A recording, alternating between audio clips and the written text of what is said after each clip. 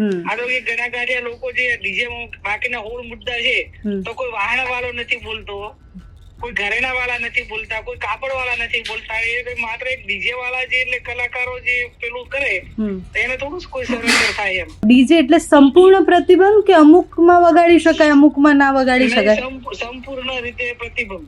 સમજાવવાના પ્રયત્નો કરશું, નહીં સમજે તો પછી કોઈ એને અહીંયા ઓર્ડર થોડા કોઈ આપવાના છે.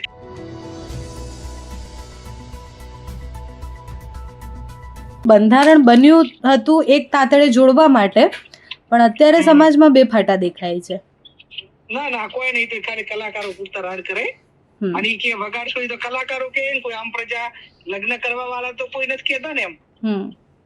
હા, જેને લગ્ન કરવાના છે એ કોઈ નવ દંપતી કોઈ બોલ્યા હોય, કોઈ લગ્ન કરવા વાળા જેના માતા પિતા છે એ કોઈ બોલ્યા હોય તો એ તો કલાકાર છે, એમનો તો ધંધો અટકાઈ જાય છે, તો એવા સ્ટેટમેન્ટ આપે ને. એટલે એમાં કોઈ એનાથી નિસ્બત નથી. તો આ વિષય પર સમાજ ફરીથી ચર્ચા કરશે ડીજે વાળા મુદ્દે પર? ના કોઈ નહીં, આવતી સાલ.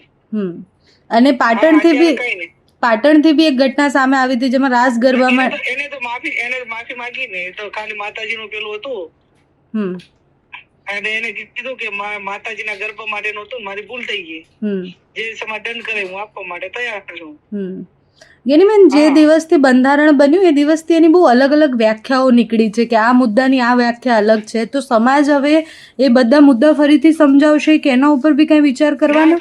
અને આ જે 3 જિલ્લાનું જે બંધારણ છે એ 3 જિલ્લામાં હોળ મુદ્દામાં કોઈ એક પણ મુદ્દો નેટકો ની કોઈ પેલી નથી અને સંપૂર્ણ રીતે સમાજ એનું પાલન કરી રહ્યો છે. આ તો ઘણા ગાડિયા લોકો જે ડીજે બાકીના હોળ મુદ્દા છે તો કોઈ વાહન વાળો નથી બોલતો, કોઈ ઘરેણા વાળા નથી બોલતા, કોઈ કાપડ વાળા નથી બોલતા. એ માત્ર એક ડીજે વાળા જે એટલે કલાકારો જે પેલું કરે એને થોડું કોઈ સરેન્ડર થાય એમ. અમારે તો જરૂર કોની છે? જે મા બાપ લગ્ન ના આ સાલ દીકરા દીકરીના કરવાના એ કોઈ નથી કહેતા. તો આ તો કસ્ટમર છે અને ભાઈ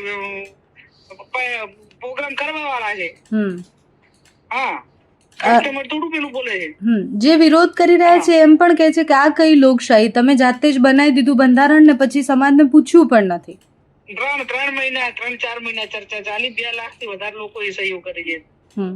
અને ગેનીબેન, છેલ્લો સવાલ છે કે ડીજે ના મુદ્દા ઉપર બધાને એ જે મુદ્દો બંધારણમાં લખેલો છે એમાં બહુ બધા કન્ફ્યુઝન છે કે રાસ ગરબામાં ડીજે વગાડવાના કે કેમ, જાનમાં વગાડવાના કે કેમ.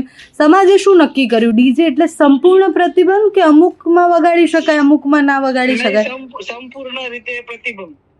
રાસ ગરબા હોય કે ગમે એ તમે એને પેલું લાવી શકો, બેન્ડ વાજા લાવી શકો છો, નાસિક પેલા લાવી શકો છો, ઢોલ લાવી શકો છો. બાકીના જે વ્યક્તિ વગાડી શકે એવા સંગીત માટેના બધા માટે છૂટ, બાકી જે ઇલેક્ટ્રિક વાળું બંધ.